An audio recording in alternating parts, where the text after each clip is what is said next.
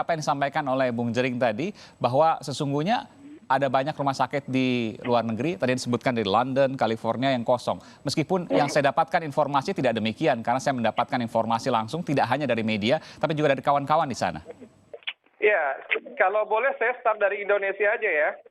Jadi sebenarnya di Indonesia ini, saat ini memang terjadi kesepian ya, rumah sakit itu agak sepi sebenarnya. Pertama, karena memang setiap bulan Ramadan di Indonesia tiap tahun itu terjadi penurunan pasien.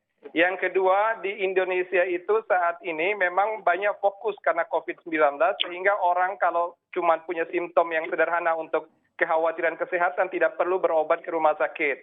Jadi juga memang di rumah sakit tertentu tidak semua rumah sakit. Karena rumah sakit rujukan COVID di dunia pun, seperti di Jerman, di Italia, di Inggris itu, pada awalnya itu memang ada rumah sakit yang rujukan juga seperti Indonesia. Tidak semua rumah sakit itu menangani COVID-19.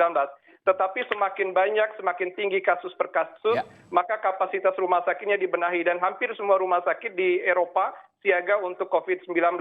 Jadi memang orang-orang dengan indikasi penyakit di luar COVID-19 lebih banyak menahan dirinya untuk tidak memeriksakan karena justru khawatir terpapar dengan adanya potensi terpapar di area publik di rumah sakit. Tetapi bukan berarti rumah sakit sepi dalam arti ketiadaan pasien.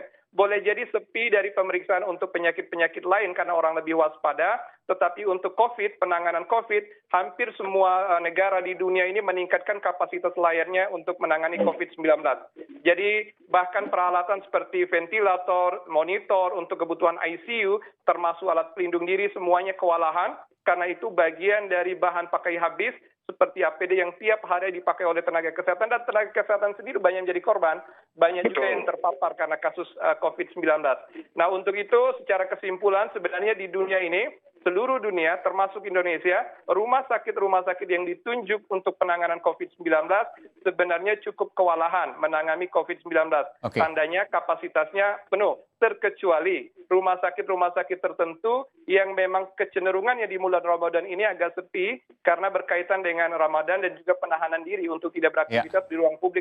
Stop sampai sini dulu Bung Hermawan, saya ingin ke Bung Jering. Bung Jering, ini banyak sekali loh pahlawan kita saat ini yang berada di garis depan, dokter, perawat, dan lain sebagainya, kewalahan menangani serbuan penyakit COVID ini yang mendadak tinggi tiba-tiba. Apakah itu kemudian Anda katakan sebagai suatu hal yang distortif? Tadi Anda menggunakan bahasa Anda tadi. Ya, oke. Pertama, saya ingin mengucapkan bela sungkawa saya. Mungkin banyak masyarakat yang mengira saya tidak simpati terhadap para tenaga medis yang gugur. Itu saya sebenarnya, saya melakukan semua apa yang saya lakukan sekarang ini justru karena saya tidak ingin para dokter tenaga medis di Indonesia itu tambah stres. Kenapa? Karena saat ini orang-orang itu seperti argumen saya sebelumnya, psikomatik itu nyata. Ketika orang dibombardir oleh informasi betapa ngerinya COVID ini membunuhmu, COVID ini membunuh, padahal kemungkinan sembuhnya itu gede banget. Tapi karena orang saking takutnya, mereka mikirin semua gejalanya, dan gejalanya itu sangat umum. Akhirnya orang beramai-ramai ke rumah sakit. Orang yang tidak sakit jadi sakit karena kepikiran, dan karena orang ramai-ramai ke rumah sakit, petugas medis, dokter kewalahan, dan APD itu kan harus dipakai sekali doang.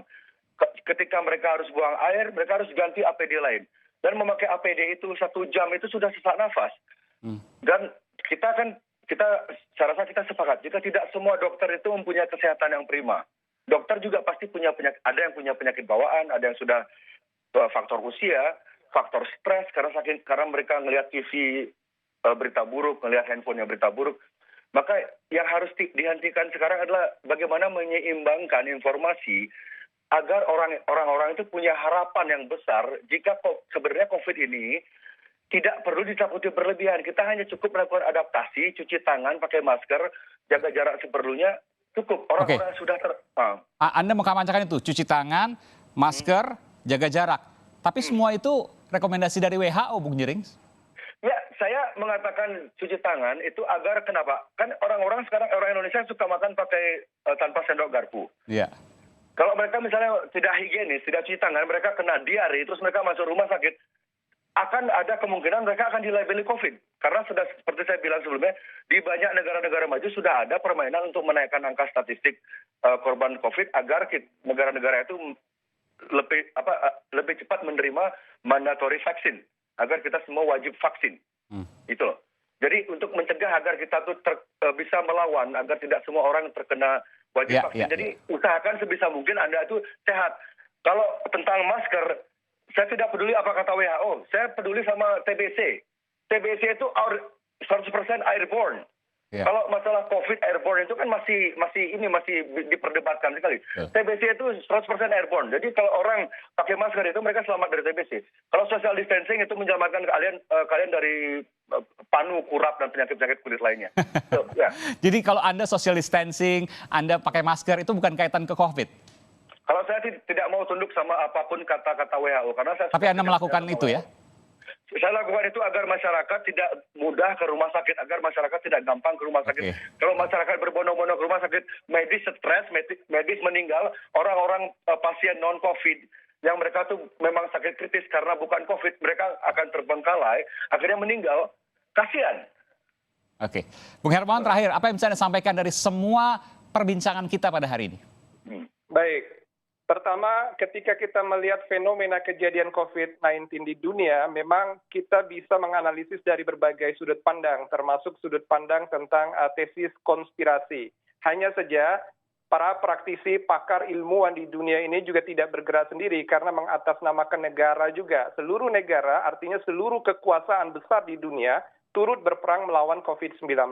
Untuk itu, evidence base atau dasar bukti lapangan inilah yang mendasarkan kita pada pengambilan kebijakan, strategi dan prioritas.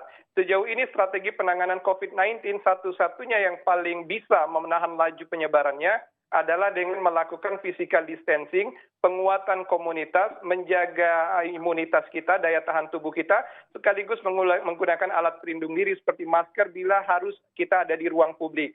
Nah, hal-hal ini yang harus kita terus budayakan, sosialisasikan, promosikan di tengah masyarakat. Yang berikutnya, kita berharap agar pemerintah kita betul-betul kompak dan bijak untuk betul-betul memperlakukan PSBB ini secara konsekuen, secara disiplin dan juga kompak di berbagai wilayah. Karena di Indonesia 34 provinsi sudah berlangsung dan seluruh Jawa sudah red zone. Untuk itu kita berharap agar pemerintah juga tidak perlu mengeluarkan kebijakan-kebijakan yang kontraproduktif. Semisal ada wacana relaksasi PSBB, tetapi justru harapan kami semua sebagai praktisi kesehatan untuk terus meningkatkan kedisiplinan dan payung kebijakan melalui PSBB. Semoga Indonesia melalui hikmah Ramadan ini keluar dari problema COVID-19 dan kita kembali menumbuhkan semangat baru untuk hidup kita. Baik, terima kasih Bung Hermawan Saputra dari